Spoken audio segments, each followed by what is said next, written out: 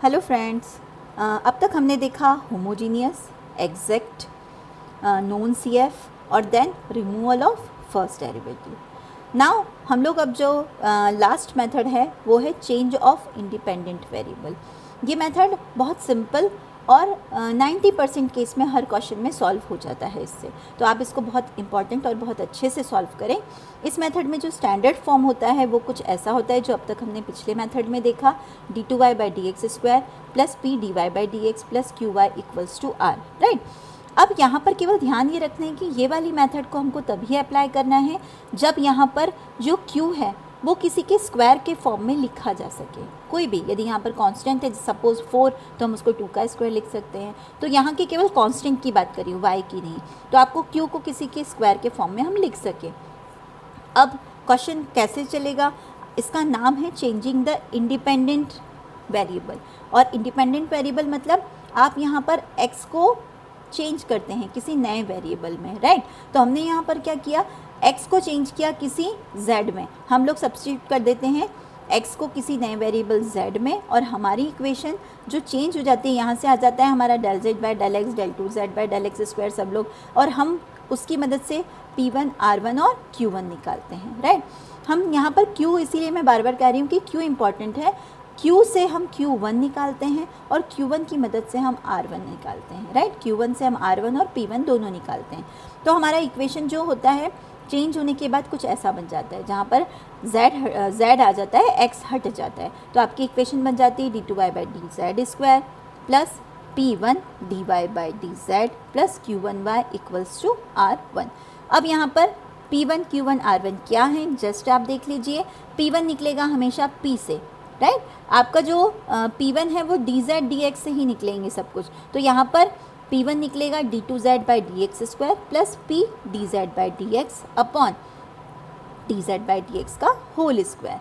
Same यहाँ से आप जब q1 निकालेंगे तो q से निकलेगा q1, q अपॉन dz/dx का होल स्क्वायर। सेम r1 जो निकालेंगे वो r के थ्रू निकलेगा, r/dz/dx का होल स्क्वायर।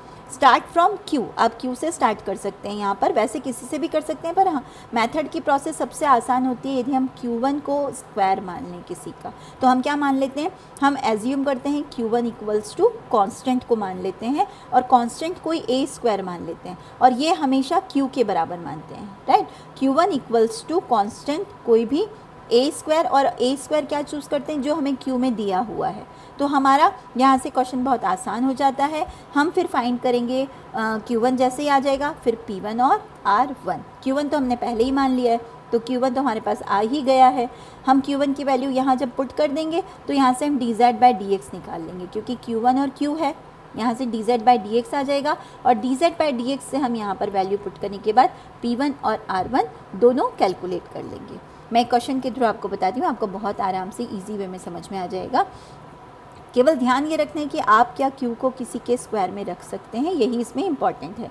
जैसे आपको क्वेश्चन दिया हुआ है d2y/dx² plus cot x dy/dx plus 4 cos x² xy equals to 0। 0 है यहाँ पर q, बाकी सारी चीज़ें हैं आपके पास p1, q1, p, q, r 0 है आपके पास, राइट। अब यहाँ पर हम क्या मानेंगे, p cot x है, q 4 cos x² है और r 0 है। अब हम चेंज ऑफ इंडिपेंडेंट वेरिएबल से हमने कोई फंक्शन जो है x z में हमें कैलकुलेट करना है, तो हमने z सॉल्व करके हम z की वैल्यू निकाल लेंगे।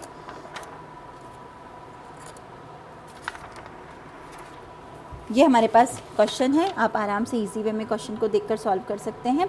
हमने यहाँ पर क्वेश्चन दिया है हमारे पास cos x d2y/dx² sin x dy/dx minus 2 cos cube y equals to 2 cos square x, right.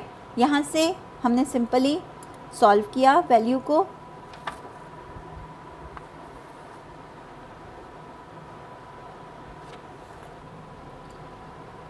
Right. तो हमारे पास जो इक्वेशन थी, अब यदि हमने उसका चेंज करके z x से z में कन्वर्ट कर दी तो हमारी इक्वेशन क्या बन जाएगी, change of independent d2y/dz² p1 dy/dz plus q1y equals to r1, right. अब यहाँ पर हम लोग क्या मानेंगे, जहाँ पर q1 का फॉर्मूला होता है q अपॉन dz/dx का होल स्क्वायर। तो सबसे पहले Q1 से सॉल्व करेंगे हम। अब हमने क्या माना, Q1 को हम हमेशा क्या मानेंगे, जो हमारे क्वेश्चन में Q दिया है आप वही मान लेंगे। तो हमने यहाँ पर देखा था कि Q जो दिया हुआ है हमारे क्वेश्चन में वो दिया है 4 दिया है, तो हमने उसको क्या मान लिया, 2 का स्क्वायर। तो Q1 क्या हो गया हमारे लिए 4, हमने उसको स्क्वायर कर दिया। तो हमने यहाँ पर वैल्यू लिखी Q1 इक्वल्स टू A मानते हैं हम यहाँ पर, तो 2 बचा, राइट। यहाँ पर हमारे पास फॉर्मूले में आया Q1 equals to Q upon this, हमने Q1 को 4 माना है, जो भी हमारे पास कांस्टेंट दिया हुआ है पूरा का पूरा वही मान लेते हैं हम यहाँ पर। यहाँ Q अपॉन दिस ये कैंसिल हो गया हमारे पास, और हमारे पास सिंपल सा इक्वेशन बचा dz अपॉन dx का whole square cosec square x। ये मैं स्क्वायर इसीलिए आपको कह रही हूँ कि यहाँ पर स्क्वायर यदि बचता है हमारे पास Q पूरा, तो तभी हम इसका रूट ले पाते हैं। इसीलिए यदि वहाँ पर आपका कोई स्क्वायर वाला होगा Q, तभी आप सॉल्व कर पाएंगे, राइट। कांस्टेंट तो होगा ही, कांस्टेंट में कोई दिक्कत नहीं, कांस्टेंट आप एज इट इज़ Q1 ले लेंगे, कैंसिल हो जाएगा, पर उसके साथ जो वेरिएबल है आपको वो पूरा स्क्वायर होना चाहिए। तो आप स्क्वायर से जब कंपेयर करेंगे तो यहाँ से आप रूट लेंगे तो आपके पास तुरंत आ जाएगा dz/dx equals to cosec x। अब यहाँ से आप एक बार इसका और डिफ्रेंशिएशन कर दें तो आपको वैल्यू मिल गई d2z/dx स्क्वायर की। जब आप इसका इंटीग्रेशन करेंगे तो z की वैल्यू आ गई, जो हम लास्ट में पुट करेंगे, z की वैल्यू ये आ गई, राइट। अब आपका जो इक्वेशन है वहाँ से आपको पूरी तरह से हटाना है, P1 निकालना है, Q1 आपके पास है और R1 निकालना है।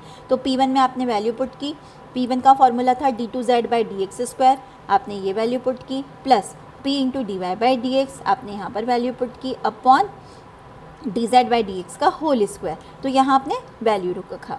अब जब इसको पूरा सॉल्व किया ये कैंसिल हो रहा है और ये 0 हो रहा है, तो अक्सर P1 आपके पास या तो 0 या कांस्टेंट आएगा।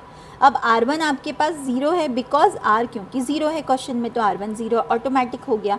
P1 R1 दोनों 0 हैं, सिर्फ आपके पास क्या बचा, Q1। तो आपकी इक्वेशन बहुत सिंपल सी बन गई, सारी वैल्यूज़ को पुट किया आपने, तो d2y/dz square plus 4y equals to 0। और यहाँ से ये आपके पास कांस्टेंट कोफिशिएंट वाली बहुत छोटी सी सिंपल सी इक्वेशन बनी, जिसका आप CF निकालेंगे वही आपका कंप्लीट आंसर होगा।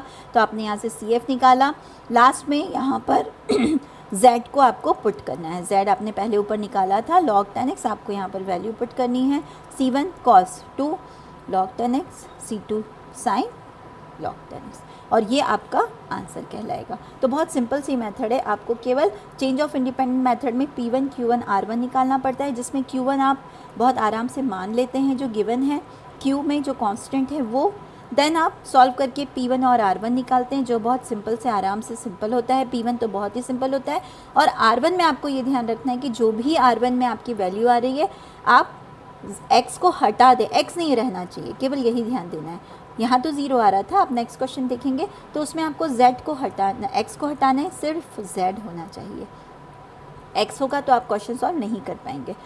तो लास्ट में आप वैल्यूज़ को पुट करके आराम से सॉल्व कर सकते हैं। Thank you.